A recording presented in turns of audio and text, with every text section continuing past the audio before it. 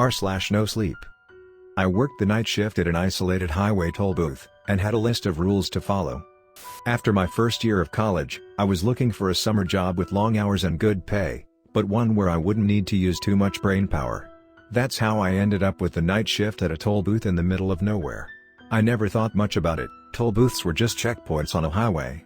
The remoteness made the job look perfect. Most people avoided the highway at night, so I'd have time to relax, maybe even get some studying done in the quiet hours. The booth was on a stretch of road bordered by forest, with dim streetlights scattered every quarter mile. When I first pulled up, I thought I had the wrong place. The booth looked ancient, cracked walls, and a heavy metal door that took all my strength to pull open. Inside, there was a single fluorescent light that flickered every few seconds and a tiny heater for the cold nights. An old man was standing in the booth when I arrived, his face pale and expressionless. "You're here for the night shift, right?" he asked, his voice flat. "Yeah, that's right," I replied, trying not to stare at his cold, blank gaze. He looked me over carefully, then pulled out a folded piece of paper from his pocket. "Here's something you need to keep with you. It's the rules." I chuckled, thinking he was joking. "Rules for a toll booth?" The man didn't laugh. "You think it's funny now? But follow these rules to the letter if you want to make it through the night." I could see he wasn't kidding. His hand shook as he handed me the paper. "Just read them. And whatever happens, don't ignore them." With that, he left, moving quickly toward his car without another word. I unfolded the paper, scanning the list he'd given me, the words scrawled in faded ink. Toll booth night shift rules. Keep the front light on at all times, unless you're instructed otherwise by another rule. The thing that lurks in the woods hates the light, but if it goes dark, it may come close. You don't want that. If a car with a license plate that ends in 66 pulls up, do not speak. Just nod, take their money, and let them pass. Do not answer any questions they ask or make eye contact. If you respond or look them in the eye, they may get out and approach the booth. If they do, you won't survive the night. When you hear someone knock 3 times on the back wall, don't turn around. Stay still, and breathe quietly. You'll feel something behind you, but don't acknowledge it. The knocking will stop in a minute. If it doesn't, leave the booth and walk 100 yards down the road before coming back. If a thick fog rolls in, turn off all the lights and shut the door. Lock it, and cover your eyes. Do not look outside until the fog clears, no matter what you hear or see in the distance. If you see a child walking up to the booth, hide under the counter immediately. He'll knock on the window, asking for help.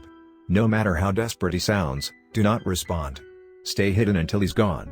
Around 2:15 a.m., you might feel like you're not alone. Do not check the security cameras. Wait until 2:20 a.m., then turn the cameras back on. If you see something out of place when you do, don't react. Just continue working. If the lights in the booth flicker twice, and then go out, cut your finger with the razor in the drawer and leave a drop of blood on the counter. This will satisfy the thing outside, and the lights should come back on in a few seconds. If they don't, prepare to leave the booth, but keep your back against the wall and move slowly toward the exit. Reading through the list, I couldn't believe what I was seeing. It felt like something out of a horror story. I figured it was some kind of hazing ritual for new employees, a trick to scare them. But, as I sat there, watching the road stretch out into the dark forest, I couldn't shake the feeling that the man had been serious. I put the rules down and started my shift, glancing up at the security cameras and out at the empty highway every few minutes. The first hour passed in silence, the occasional car whooshing by but none stopping. Then, around midnight, a dense fog crept in. I'd nearly forgotten the rules, but something instinctual made me go back to Rule 4. With a deep breath, I shut off the lights, locked the door, and covered my eyes. For a few minutes, there was silence. Then I heard it, faint voices calling out, footsteps approaching, whispers just outside the booth. My heart pounded, but I kept my eyes shut. After what felt like an eternity, the noises stopped, and the fog drifted away. I turned the lights back on, shaken but safe. Around 1 a.m., a car pulled up. I got ready to take the toll, but as I glanced at the license plate, my stomach dropped. It ended in 66. The driver, an older man with an eerie, too wide grin, leaned out and asked, "Can you help me? I'm lost." I nodded but stayed silent, reaching my hand out for the money without meeting his eyes. The man grew visibly angry, his grin twisting into a sneer, but eventually, he handed me the cash and drove off, his gaze lingering on me until he disappeared into the night. Just when I thought the worst was over, I heard a soft knock, 3 times, on the back wall. I froze, remembering Rule 3, and didn't turn around. My heart raced as I felt a presence behind me, a low, guttural breathing brushing against the back of my neck. It took every ounce of willpower to stay still. After what felt like forever, the breathing stopped. The clock struck 2:15 a.m., and I suddenly felt an overwhelming sense of dread. I didn't dare check the cameras, remembering Rule 6. When 2:20 finally rolled around, I switched them on, and there, in the corner of the frame, was a dark figure, staring directly into the lens. I turned off the camera and tried to ignore it.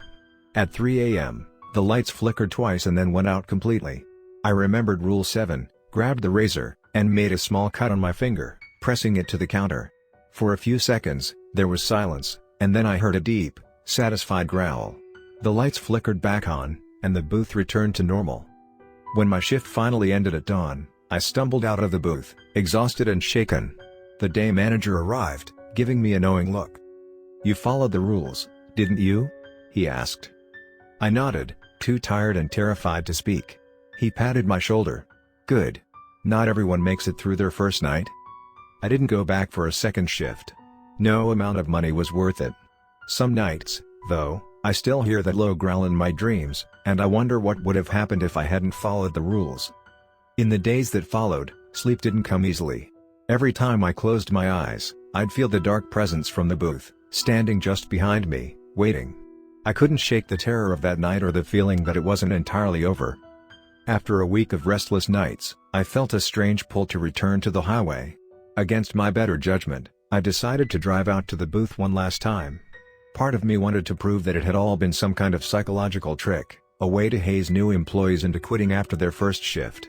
But the gnawing feeling of dread told me that wasn't the whole truth. I arrived just as the sun was setting, casting long shadows across the forest and turning the sky a dark red. The booth looked even more abandoned than before. The day manager, the same man who'd seen me off after my shift, stood by the booth, as if waiting for me. "I had a feeling you'd come back," he said, his eyes narrowing. "Curiosity's a dangerous thing around here." I tried to laugh, but it came out hollow. I just wanted to see it in the daylight. "It looks so normal." "Nothing's normal here," he replied quietly. He reached into his coat pocket, pulling out a new piece of paper. "I shouldn't be doing this, but you made it through one night. Most people don't." My heart skipped a beat. "What's that?" "Another set of rules," he said, pressing the paper into my hands. "I thought you might come back, so I prepared these for you. They're not meant for a single night but for anyone who dares to come back. These are for, well, if you plan to be here again. You'll need them." As he handed me the rules, a chill went down my spine. I glanced over the paper, expecting more superstitious nonsense, but the new list seemed even stranger than the first. Extended toll booth night shift rules. If you survive your first night and return, your presence will be noted. They know who you are now. You must keep a personal item in the booth, something that binds you to this world. It's the only thing keeping you safe. At 4:30 a.m., if you hear footsteps on the roof, do not look up. Instead, whisper a phrase 3 times, "I am just passing through." This should make the footsteps stop. If they continue, do not stay in the booth past sunrise. Leave immediately. If a car pulls up and the driver has no reflection in the window, do not look at him directly. Hand him the toll with your head turned. If you see his face, you may find yourself somewhere else entirely. When you hear a hum coming from the radio, even if the radio is turned off, it means they're close. Turn on the static channel, and let it run until the humming stops. If you see your own face on the security camera, leave the booth without looking back. Do not attempt to re-enter until the next shift starts. In the minutes before dawn, you may feel a strange sense of calm, like everything is safe. Resist this feeling. The final minutes are the most dangerous, and they will try to lull you into a false sense of security. Stay vigilant until the sun fully rises. Under no circumstances should you speak to the woman in white if she appears on the road. She will beckon you, but ignore her. Even acknowledging her presence is a risk. As I read through the list, the implications became clear. Returning here wasn't just a job hazard anymore. It was an invitation to something far darker. I looked back up at the day manager, my face pale. Why would anyone stay here knowing this? He looked away, a haunted expression crossing his face. Some of us don't have a choice. For a moment, I felt a pang of sympathy. The way he said it made me realize he'd likely been in the booth longer than anyone else, perhaps bound to it by something I couldn't understand. Maybe he was forced to stay. Maybe he hadn't followed all the rules, and this was his penance. I left the booth that night, but my mind was forever changed. I tried to return to my regular life, but the shadows seemed darker, the quiet moments heavier. I'd wake up in the middle of the night to faint, phantom knocks, 3 taps on my bedroom wall. I'd check my mirrors for reflections that shouldn't be there. I started carrying salt in my pockets, an old superstition I'd picked up online, hoping it would keep whatever followed me at bay. Then, one night, I received a text from an unknown number. The message read, "Rule 2, don't look up." A chill swept over me as I realized the rules were following me now. Whatever was in that booth, whatever lurked in the woods along that highway, hadn't let me go. Over the following days, the activity escalated. I'd hear footsteps above me, things moving in my peripheral vision. The worst part was the growing urge to return to the booth. Every day, I had to fight the compulsion, feeling that the booth was calling me back, urging me to finish what I'd started. One night, in a moment of weakness, I found myself on the road leading back to the toll booth. The forest loomed on either side, dark and dense. I was almost at the booth when my car headlights illuminated something pale standing in the road ahead. The woman in white.